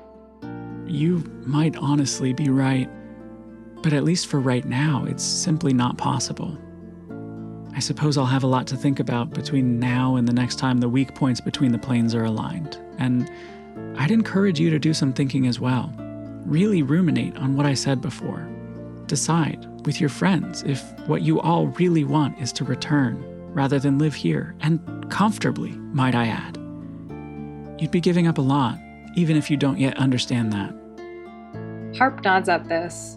The look on her face is of acceptance that this whole time in her mind, this was temporary. And having this conversation is kind of showing her that this wasn't I don't want to say she thought of it as a joke, but it's one of those, it's just the realization, it's setting in. The reality is here. It's not like she can just wish herself out of it. She can't just choose to walk out of that room and, all right, well, thanks for the conversation, Kellenborn. Yeah, no, I totally get that. I think he senses a lot of the mixed feelings that you're having all of a sudden. And he says, take some time. Take in what this place has to offer. Maybe try to find and talk to people you've said goodbye to long ago. Maybe just enjoy your time alone without the pressures of life pulling at you. But think about things seriously and objectively and with intention while you do. And maybe do yourself a favor and try to relax for once. As much as I'd like to argue, you're definitely not wrong. He smiles and stands and he says, "Thanks again, Harp. I know this has been a lot. I'll do some thinking on all that you and your friends have said today, and I'll send word to meet with all of you again soon, one way or another." Okay. Before I head out, she points out the panther. Where can I get one of these for my place? He chuckles and he says, "You know, your friend Mira actually brought him up with her earlier. Maybe chat with her about that." Oh man, she's been hiding secrets again. Okay, well, Harp pats the panther really quickly, more like kind of like a child would. Yeah, it And like then, briefly opens one eye to look at you, but it's so chill. Like it just immediately goes back to resting again. She pats it on the head and just starts like slowly creeping out, like, thanks, Mr. K. Yeah, he gives you a slight bow as you leave, yeah. And you make your way back down the long staircase. I think that's it. Cool, let's jump back over then. Cool. At 14th level, I get dragon wings that I can summon and dismiss at will. Well, Oh, fuck. nice. Yikes. Welcome back. Oh, hello. All right, thanks for waiting while we did all these little breakaways, y'all. I appreciate it. I know we've been on a long time today, so yeah, we're probably wrapping it up territory now. No, how would you want to end it, though? I feel like we need some type of ender. Yeah. Potentially a game. I was just gonna say What? Ender's game. another YA Oh, novel. Jesus Christ. I'm like genuinely struggling to think of a stinger here, so I'm gonna put that pressure on someone else. Who's got one? I mean, if you feel that you need some, because this is something I was planning on. Dude, yeah, throw some sketty at the wall, see what sticks. So after I leave, I make my way to the library, and before I start perusing, I find a little quiet corner and get out my ritual book. And so I spend an hour cast Find Familiar so that Arden appears to me.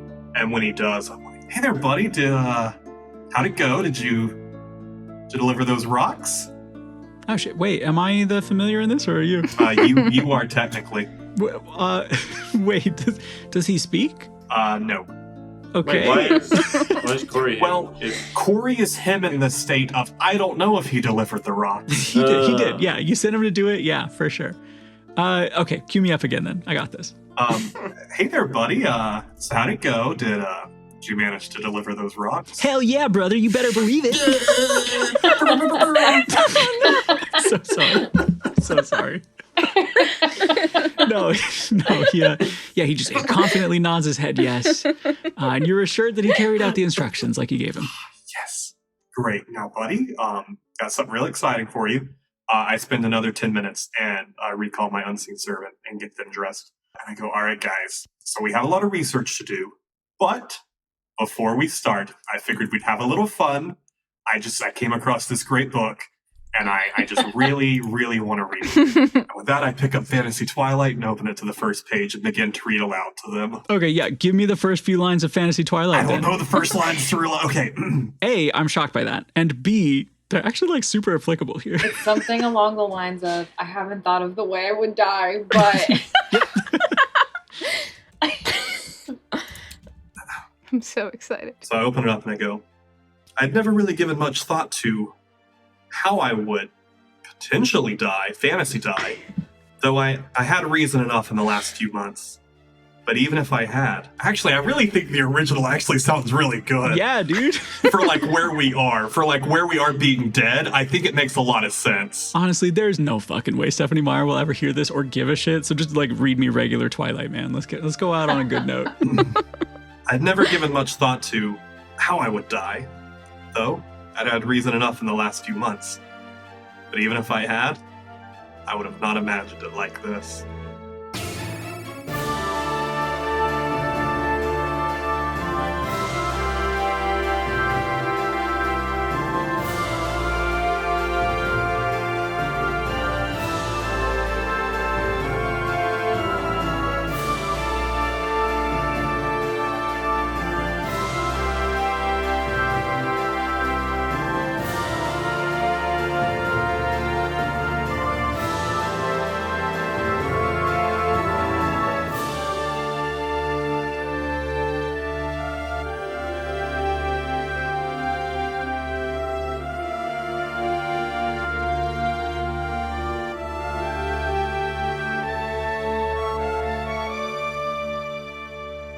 Oh, okay, here's an ending idea. We zoom out, we fly past the edge of the fugue plane, back to the material plane, and we zoom in on Port Crescent. And we see Denor in his shop. Oh, shoot. And he's like half-heartedly dusting a shelf for a moment. And then he stops and he sighs and he says, fuck, I haven't had a customer in fucking days. If that's not the post-credit scene, I riot.